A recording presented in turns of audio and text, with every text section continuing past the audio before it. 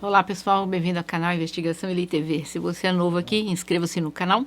Não esqueça de acionar o sininho para receber notificações. Eu estou aqui toda terça e sexta trazendo casos solucionados, casos em solução e também de desaparecimentos misteriosos. Vocês sabem que eu trago casos do mundo todo e mais uma vez eu estou aqui trazendo um caso da África do Sul. Não sei por que a África do Sul tem tantos casos. E esse caso se tornou na África do Sul um dos mais intrigantes e controversos. É a história de Inge ou Inga Lotz. Vou me referir-la como Inga, porque é como eles se referiam a ela lá. Era linda, ela tinha um futuro promissor, mas alguém cruzou o seu caminho e tudo modificou-se. Ela morava em um condomínio fechado, de alta segurança, em Stellenbosch, que é uma cidade pitoresca, cercada de montanhas, vinhedos, localizada a 40 minutos de carro da cidade do Cabo. Devido à Universidade Stellenbosch, é um local com muitos jovens. Ela tinha 22 anos na época dos fatos, que ocorreu em 2005. A Inga tinha crescido em uma família muito unida, num bairro afluente. Ela era filha única, muito talentosa, soprano, pianista, estudiosa. A Inga se destacou ainda na escola, por todos esses dons artísticos, musicais que ela tinha.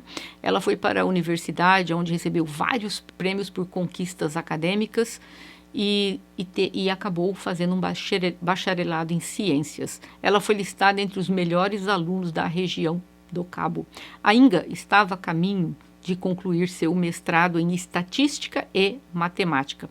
Seu futuro não poderia parecer menos brilhante do que era. Ela, ao ser descrita pelos amigos, sempre a descreveram como uma jovem vivaz, que profundamente amorosa e com uma risada contagiante. A Inga conheceu o namorado dela quando eles eram colegas ainda de classe, desde o primeiro ano da graduação, mas só começaram a namorar em novembro de 2004. O nome dele é Fred. Eles tinham muito em comum. A Inga, ela era, como eu falei antes, muito inteligente, ambiciosa, e ele também era um jovem do estilo dela. Ele era já de uma família que ele tinha 3 irmãos, era uma família considerada muito rica, uma família de agricultores na África do Sul, e o Fred havia se formado na época do ensino médio, considerado como o melhor da classe. Ele era um rapaz jovem, atraente. Depois de terminar a faculdade, o Fred tinha conseguido um emprego em uma importante empresa de seguros com sede na cidade do Cabo. Em 2005, ele estava morando em um apartamento perto do seu trabalho com o seu amigo e colega Marius Bota. A Inga estava namorando com o Fred há 5 meses. No dia 16 de março de 2005, o Fred estava tentando falar com a Inga por horas, mas ela não respondia às mensagens ou atendia os telefonemas. E a Inga e ele haviam planejado à noite conversarem sobre um argumento que eles tiveram de manhã. Quando era por volta das 10 da noite, ele disse ao colega de apartamento dele que ele iria ao apartamento dela. E o amigo dele, Mário, sugeriu que ele pedisse a um amigo em comum chamado Cristo Pretórios, que morava no bairro da Inga, para ir até a casa dela checar se estava tudo bem. Nesse interim, o Fred foi até a casa da mãe da Inga para pegar uma chave extra que ela mantinha na casa dela. Pelo visto, era um condomínio e precisaria de uma chave para poder entrar, senão não teria como. E às 10h30, o amigo dele, esse Cristo, estava do lado de fora do apartamento da Inga, mas ninguém estava atendendo o interfone do apartamento dela, apartamento número 21. Então o Cristo pediu a outro morador para abrir o portão para ele entrar. E uma vez dentro do condomínio, ele bateu muitas vezes na porta do apartamento e não houve resposta. O apartamento estava bem escuro, mas a televisão estava ligada. Então o Cristo viu que ele tocou na maçaneta da porta e eis que a porta estava destrancada. E o Cristo entrou, estava uma escuridão total, mas ele conseguiu ver que havia no sofá, deitada, imóvel, a Inga. Ela tinha a cabeça e o rosto cobertos de sangue.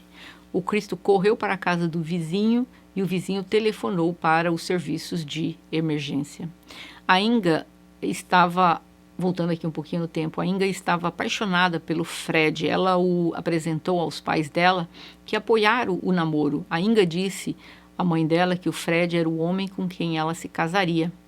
No início de março de 2005, o apartamento da Inga estava passando por um processo de conclusão, com extensão grande de uma construção. Então, tinha uma construção ali em andamento no complexo e tinha um portão de alta segurança que só poderia ser acessado por controle remoto.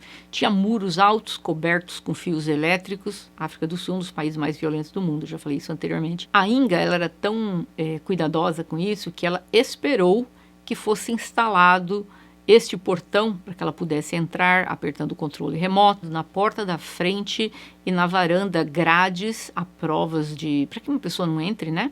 Então, as janelas, ela fez tudo correto. E ela decorou o seu apartamento comprando um sofá novo para a sala. O sofá era grande demais e os entregadores tiveram que levantá-lo pela varanda e passar pelas portas da varanda para chegar ao apartamento. E com isso eles acabaram quebrando vários azulejos enquanto eles faziam isso. A Inga fez arranjos ali com um empreiteiro de azulejos para repará-los.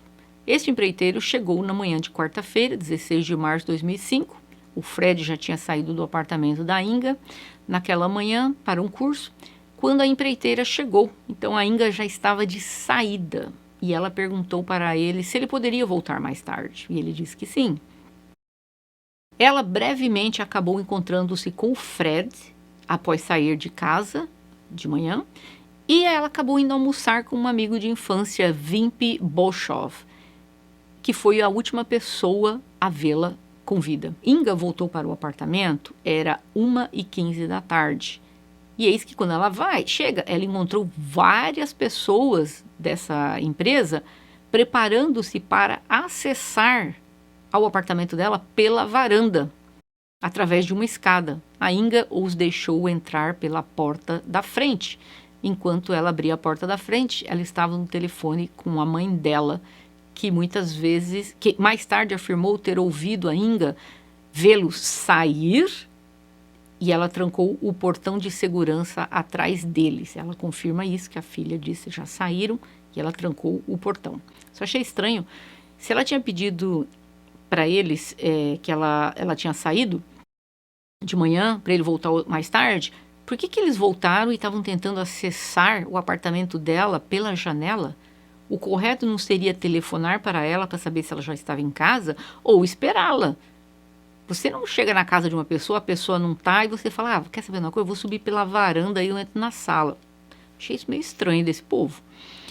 À 1h36 da tarde, a Inga enviou uma mensagem final para o Fred, que ela teve uma visita agradável com o Vimpi, que haviam sido colocados azulejos no apartamento dela e que ela já estava com saudades dele. As imagens de vigilância mais tarde mostraram que às 2h55 a Inga comprou um hambúrguer em um restaurante, depois alugou um DVD de uma locadora local e comprou uma revista e ela voltou para casa. Ela trocou seu jeans por um short estilo pijama e depois disso não houveram mais ligações feitas do telefone dela e não houveram mais mensagens enviadas. E foi quando às 22h30 daquela noite, o Cristo Pretórios teria entrado no apartamento dela, a pedido do namorado, Fred, uma vez que a porta estava destrancada. E ele viu aquela cena, chamou a polícia, e chegaram ali vários policiais. Os especialistas forenses acreditavam que ela foi atingida por um martelo e depois alguém usou um objeto cortante contra ela, atingindo-a no pescoço, no corpo várias vezes. A autópsia também revelaria que ela havia sido atingida 47 vezes. Gente, quem faz isso é alguém que estava com muita raiva dela. E essa pessoa limpou o chão do banheiro, deixando uma toalha com sangue no chão e respingos de sangue na pia. E havia uma única pegada de um sapato com sangue deixada no chão do banheiro. E não havia sinal de entrada forçada. Os objetos de valor ainda estavam lá. O celular estava lá, no balcão e tudo mais, no balcão da cozinha. O controle remoto, Estava tudo lá. Então, isso não foi um roubo ou uma tentativa. Os especialistas forenses retiraram a impressão digital que estava na capa do DVD que ela havia alugado. E essa impressão digital, segundo eles, né, se tornaria muito importante, porém muito contestada no controverso julgamento que se seguiria. Tudo indicava que a Inga havia sido pega de surpresa enquanto estava ainda deitada, lendo ou assistindo o DVD. E como eu falei, tinha uma revista lá aberta, perto dos pés dela, e o controle remoto estava na mão. Então deu para ver bem claramente que ela foi pega de surpresa. Portanto, pela forma como foi vicioso o que foi feito contra ela, acredita-se que era alguém com uma raiva incontrolável. Alguém que tinha algo pessoal contra ela. A notícia tinha chegado à mídia. O namorado da Inga, o Fred, mudou-se para a casa dos pais dela. Parecia devastado. Ficou dormindo em um colchão no chão da sala deles, que eles haviam convertido em um santuário cheio de velas. Achei isso muito estranho dele. Por que ele mudou-se para a casa dos pais dela? Muito esquisito. Na noite anterior ao funeral da Inga, a mãe da Inga escreveu uma mensagem para o Fred dizendo: obrigada por todo o seu amor. Fred, nossos corações foram partidos pelo nosso anjo. Amo você, durma bem.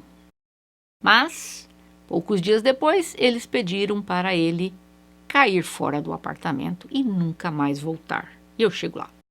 Os investigadores souberam que no dia do ocorrido, a energia do portão de segurança do complexo havia sido cortada por várias horas, enquanto os eletricistas trabalhavam na instalação de um ventilador. E a Inga, naquele dia, tinha tido, além desse povo aí todo fazendo essa arrumação geral lá, né, do ventilador, havia também os trabalhadores da construção civil do local. Também os empreiteiros dos azulejos e tudo mais.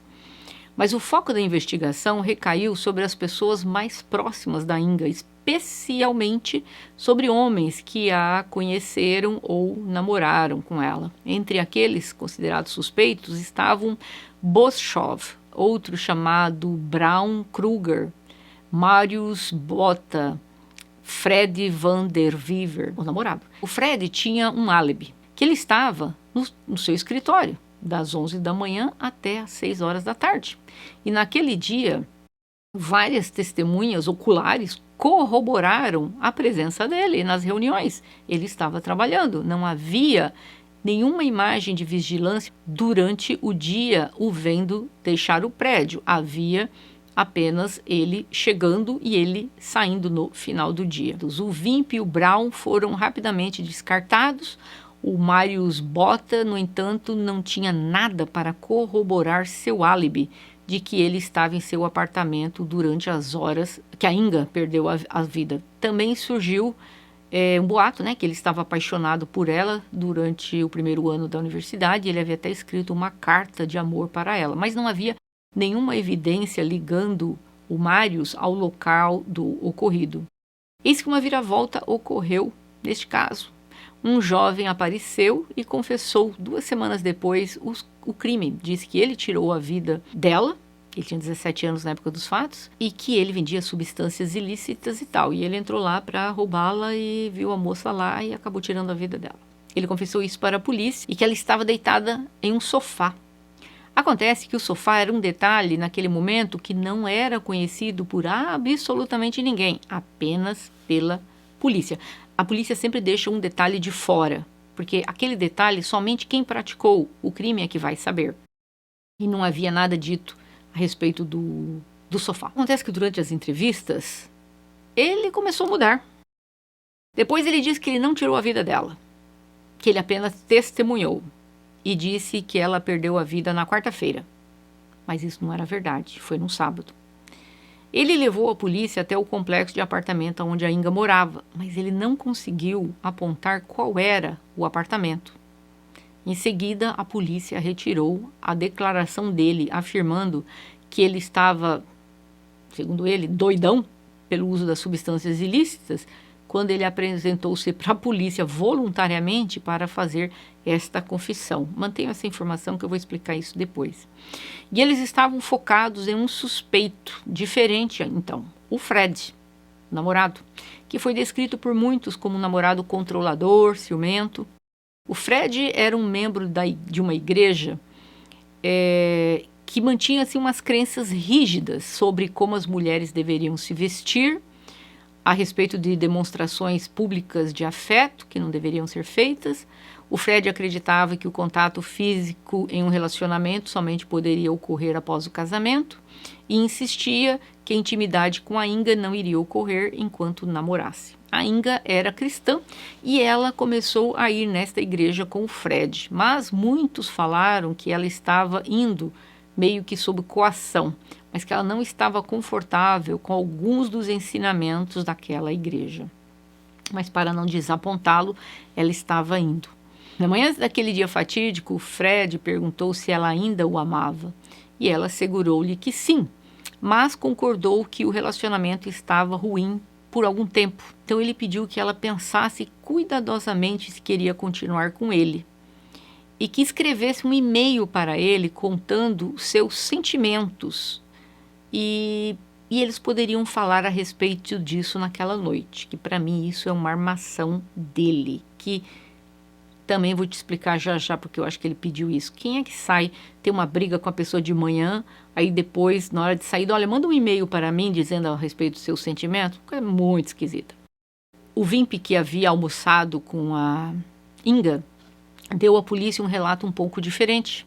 Disse que a Inga contou que durante o almoço, naquele dia, que o relacionamento dela não estava nada bem.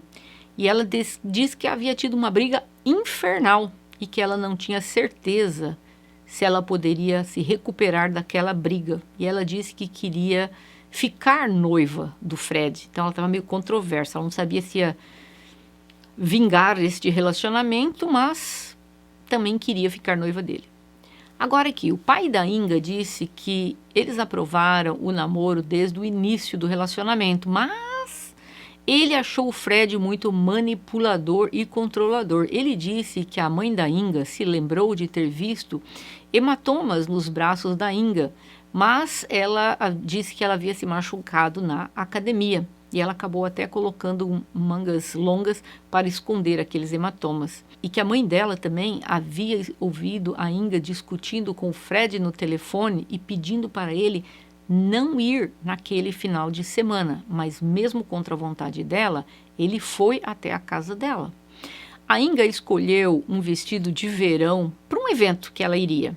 O Fred comentou que aquele tipo de roupa ela só deveria usar perto dele, nunca sozinha. Está aí assim, um relacionamento bem controlador. Houve um comportamento estranho do Fred durante os dias após a Inga ter perdido a vida. A mãe dela contou à polícia que ela viu o Fred no carro, lá fora na rua, com os olhos fechados, como se ele não quisesse encará-la. Naquela noite que tudo isso ocorreu, ela está dizendo.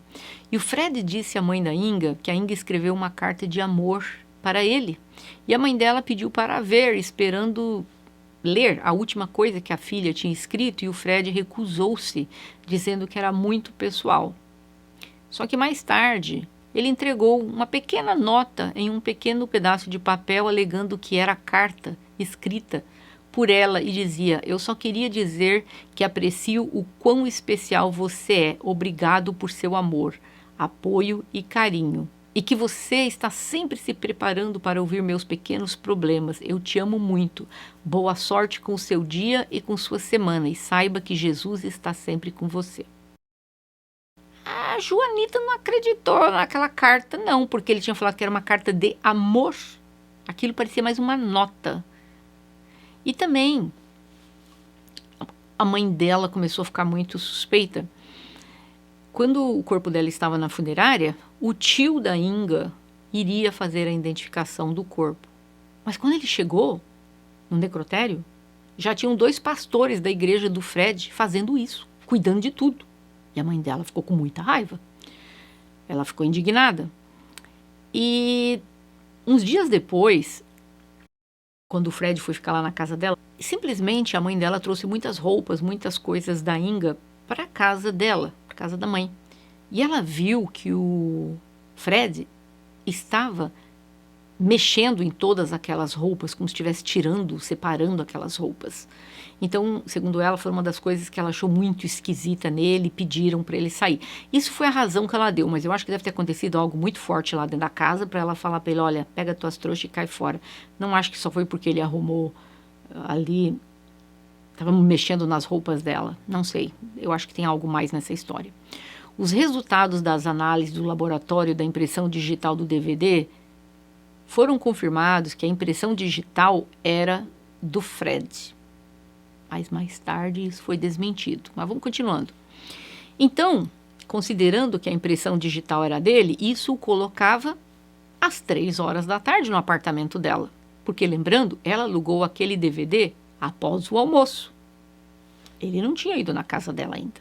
Então, como tinha as impressões digitais dele naquele DVD? Somente se ele tivesse ido na casa dela. A polícia obteve um mandado de busca, né, para ir à casa do Fred. E lá eles encontraram um tênis esportivo recém-lavado, que de acordo com a equipe forense, correspondia a uma pegada ensanguentada encontrada no banheiro da Inga. A polícia agora estava focada em tudo isso e na arma. Um martelo ornamental, que funcionava como um abridor de garrafa e que era um presente de Natal que foi dado pela família da Inga para ele. Só que não tinha nenhuma gotinha de sangue naquele martelo. E não tinha como tirar a vida de uma pessoa com um abridor de garrafa, né? Acontece que a polícia estava já certa que era ele que tinha feito isso, então... e estavam tentando arrumar todas as provas realmente contra ele.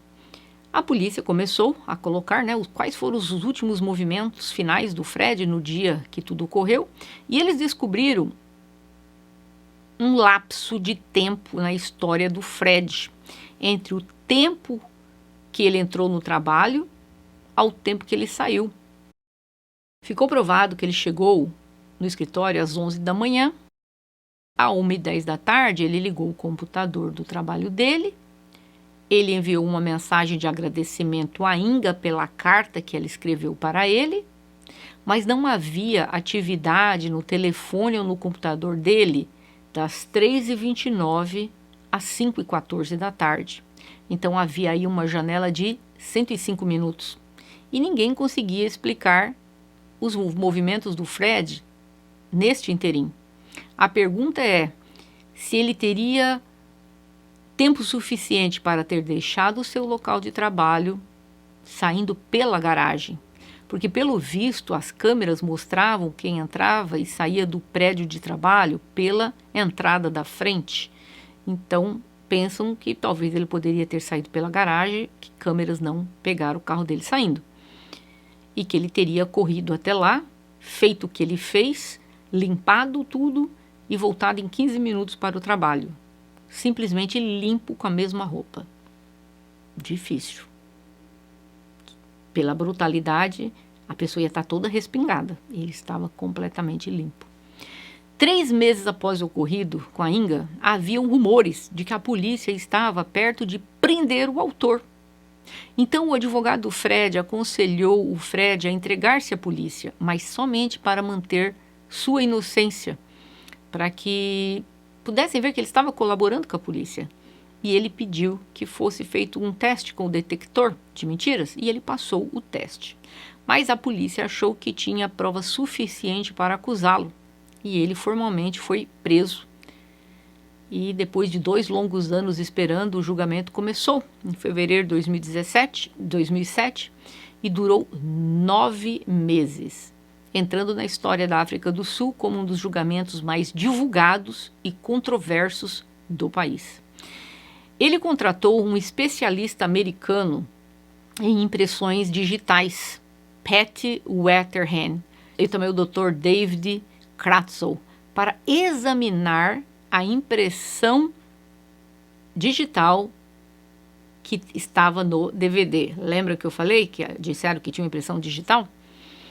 esses dois especialistas, peritos, disseram que aquela impressão digital que estava ali, ela foi tirada de uma superfície cilíndrica, como um vidro, e não a superfície plana, como de uma caixa de DVD, levando a crer que não havia nenhuma impressão digital nesse DVD. Havia uma impressão? Havia, mas não era do DVD. Essa impressão foi encontrada dentro do apartamento dela, em qualquer outro objeto, segundo ele, uma superfície cilíndrica, como um vidro.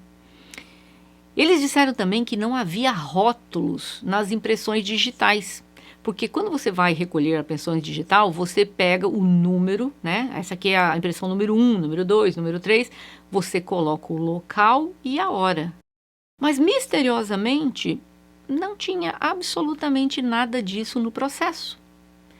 Então, a polícia resolveu consultar um dos especialistas em impressões digitais em Pretória, na África do Sul, que acabaram concordando com a defesa, dizendo que aquela impressão digital não poderia ter sido tirada do DVD, mas foi tirada de um vidro. E isso era um problema, porque o Fred, ele vivia na casa dela. O apartamento dela, ele estava lá todo dia. Lógico que tinha impressão digital dele para tudo que é lado, levando a crer que quem pegou a impressão digital dele pegou de qualquer outra coisa dentro da casa, mas não do DVD. Porque a impressão do DVD o colocaria dentro do apartamento, porque ela alugou aquele DVD 1h pouco da tarde. Ele estava trabalhando.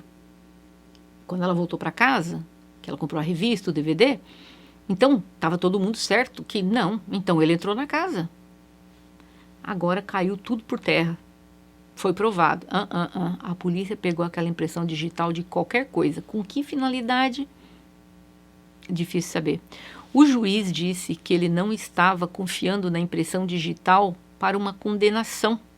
E nenhum especialista, os peritos não poderiam examinar as impressões digitais, porque os incompetentes dos policiais haviam devolvido o DVD à locadora, ao invés de manter no processo. Quando a polícia foi chamada, haviam 7 policiais andando pelo apartamento antes da perícia chegar, o que está totalmente errado. Estavam contaminando a cena do crime.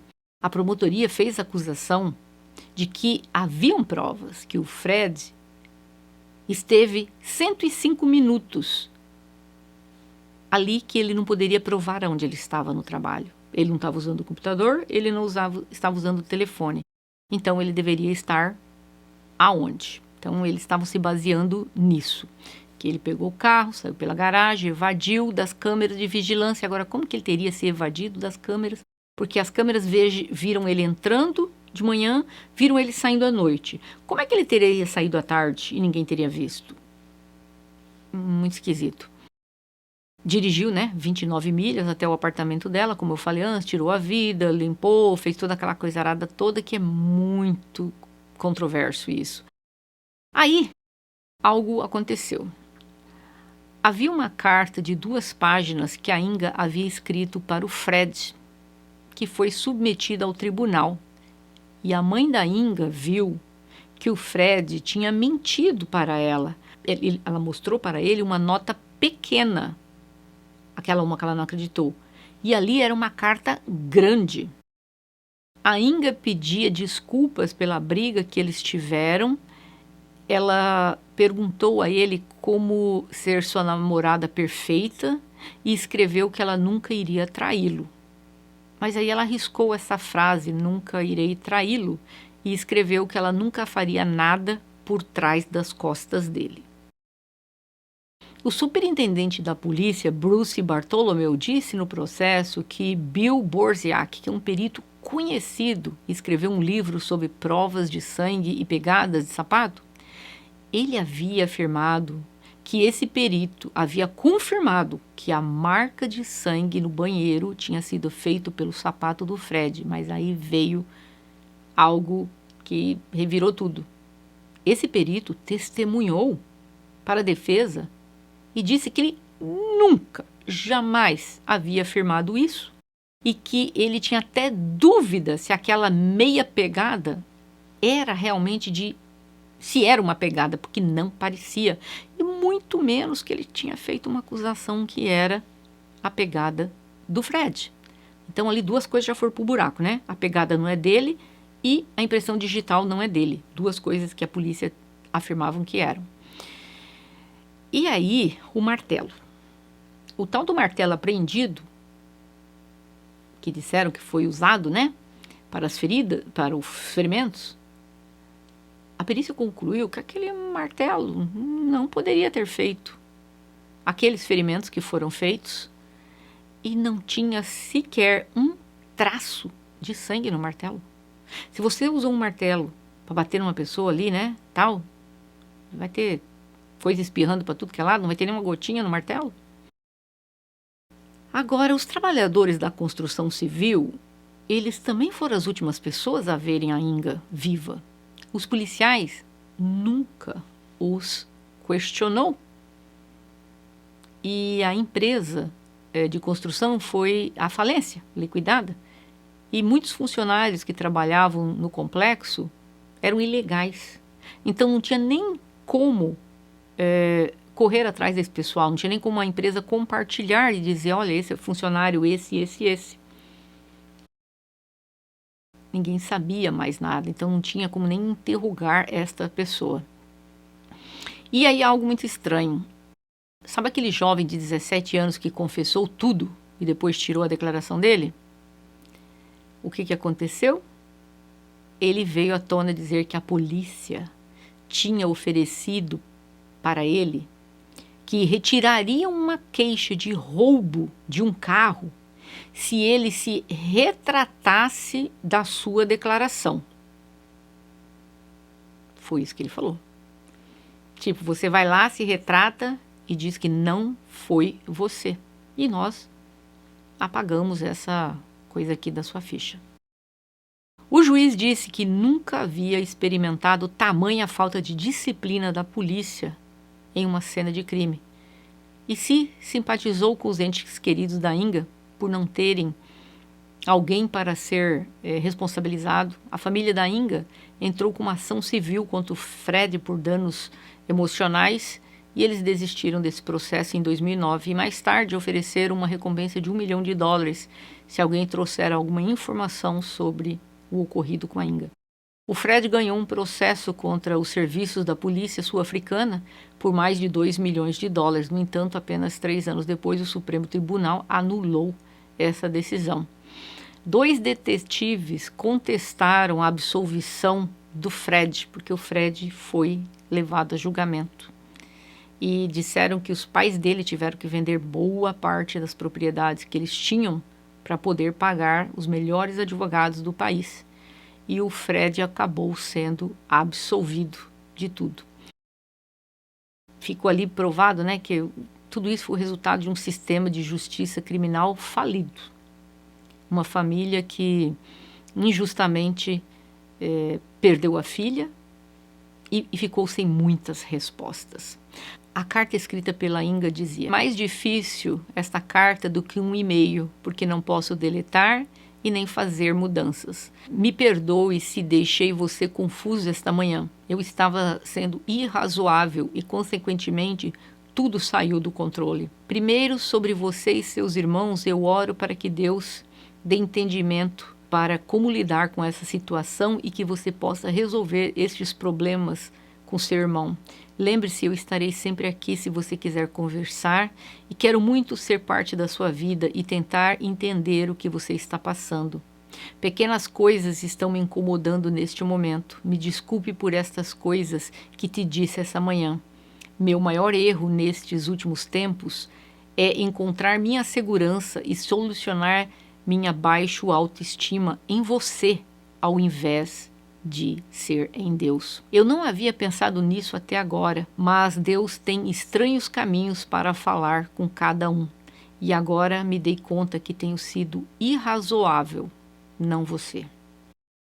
Agora vamos lá, um monte de coisa dentro dessa história. Tudo leva a crer que poderia ser esse rapaz? Sim, tudo leva a crer que poderia ser ele, mas também não tem nada que prove que foi ele. Eu acho só estranho, aquela moça, ela foi atacada e ela tinha 47 ferimentos no corpo com objeto cortante. Então foi uma cena bárbara.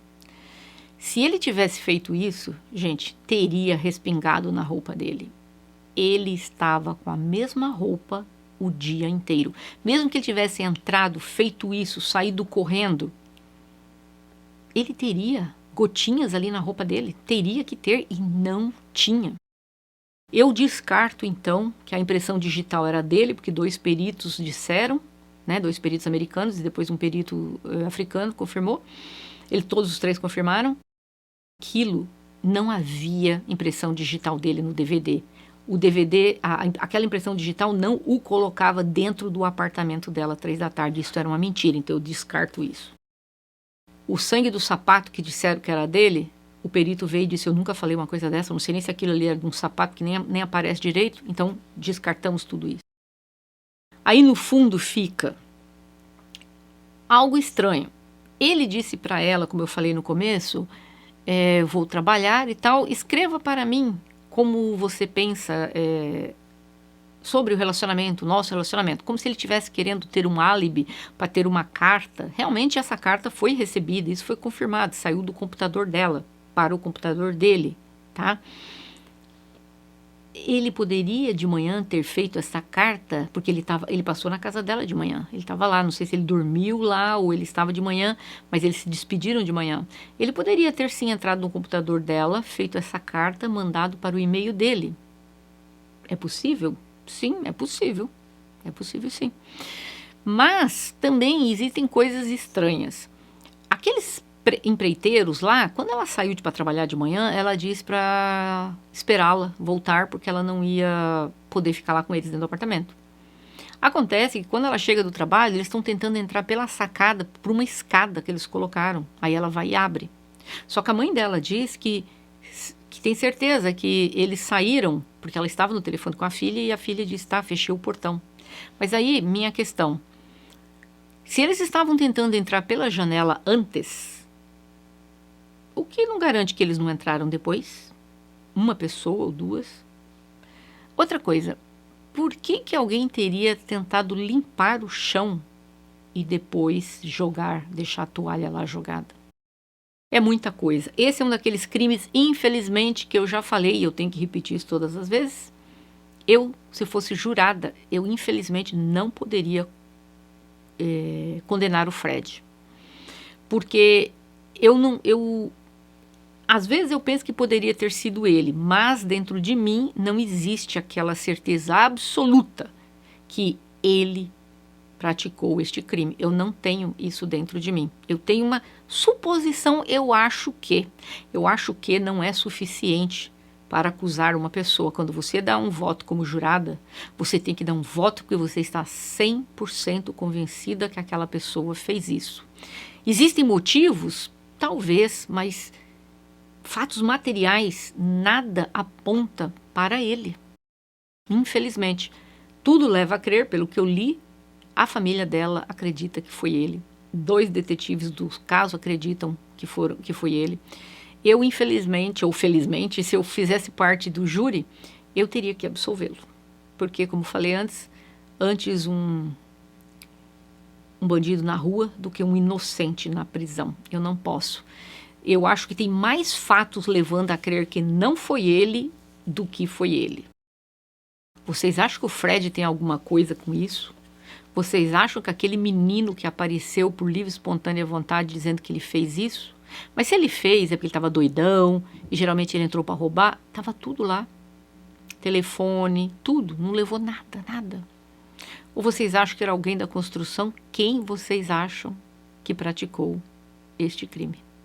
E esse é o caso de hoje. Eu gostaria de ouvir de vocês. Se vocês acharam o caso interessante, por favor, deixem o gostei de vocês para o YouTube entender que esse vídeo é bom e recomendar para outras pessoas. Eu vejo vocês em breve. Bye!